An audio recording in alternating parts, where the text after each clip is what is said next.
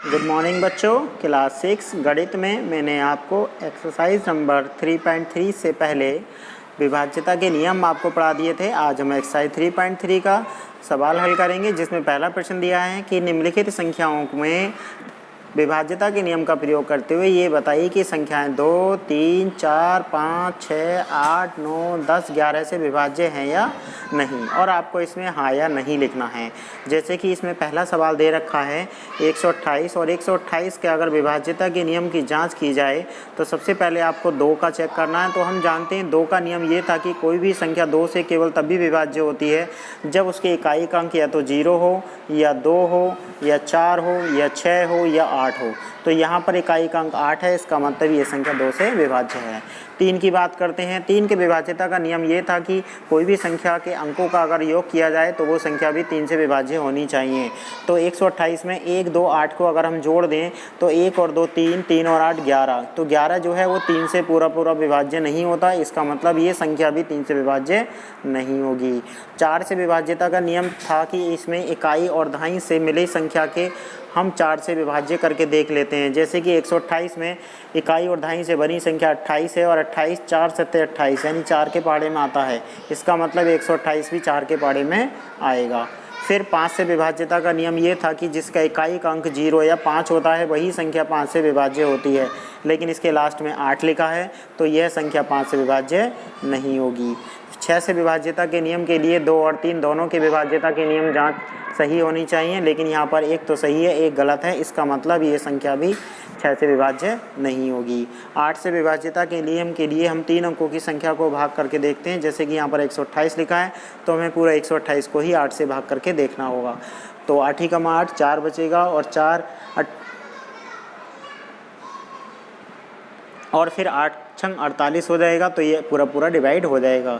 जैसे कि आप देखें कि 128 को अगर हम 8 से भाग करके देखें तो 128 को अगर हम 8 से भाग करेंगे तो ये 8 से पूरा डिवाइड हो जाएगा, क्योंकि अगर हम 8 से पहाड़ा पढ़ेंगे तो 8 ही कम 8, तो ये बचेगा हमारा 4 और ये हो जाएगा 48, और 8 छंग 48, तो ये 8 से पूरा डिवाइड हो गया, इसका मतलब दी गई संख्या भी 8 से डिवाइड हो जाएगी।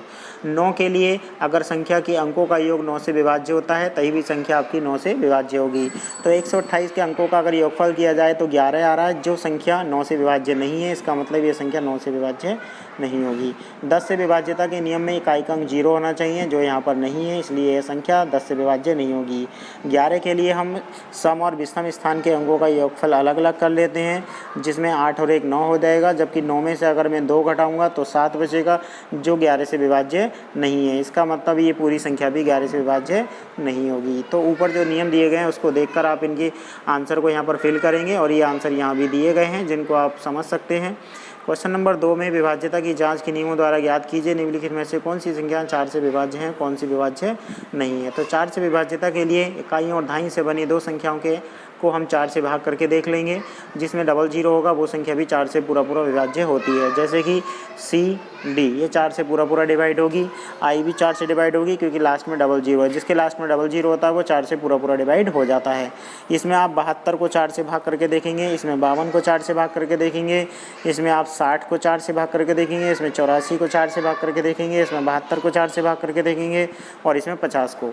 तो लास्ट में इकाई और दहाई से बनी संख्या के अंकों से बनी संख्या को देखने पर वो 4 से विभाज्य है, तो वो संख्या भी 4 से विभाज्य होगी। जैसे कि 72 4 से पूरा कट जाएगा, इसलिए ये संख्या भी 4 से विभाज्य होगी। इस तरीके से आप इसके नियमों की जांच कर सकते हैं। जबकि 8 से विभाज्यता के नियम के लिए इकाई दहाई सैकड़ा यानी 3 अंकों से मिलकर बनी संख्या की जांच करनी होगी, जिसमें अगर 8 से जांच करनी है तो हमें पहली संख्या में पूरी संख्या को भाग करके देखना पड़ेगा, दूसरी संख्या में 352 को देखना होगा, तीसरी संख्या में 500 को चेक करना होगा, चौथी संख्या में 000 है तो ये संख्या 8 से डिवाइड हो जाएगी।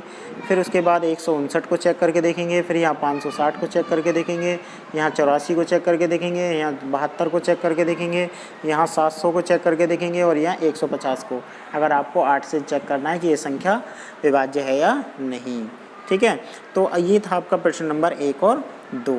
इसी तरीके से आप प्रश्न नंबर 3 में देखें, विभाज्य की जांच के नियमों द्वारा ज्ञात कीजिए कि निम्नलिखित में से कौन सी संख्या 6 से विभाज्य हैं।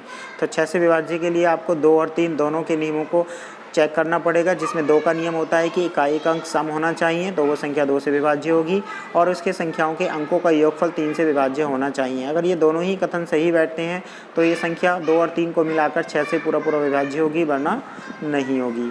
तो आज हम केवल 1, 2, 3 प्रश्न ही अपनी कॉपी में हल करेंगे, इसके शेष प्रश्नों को हम कल हल करेंगे।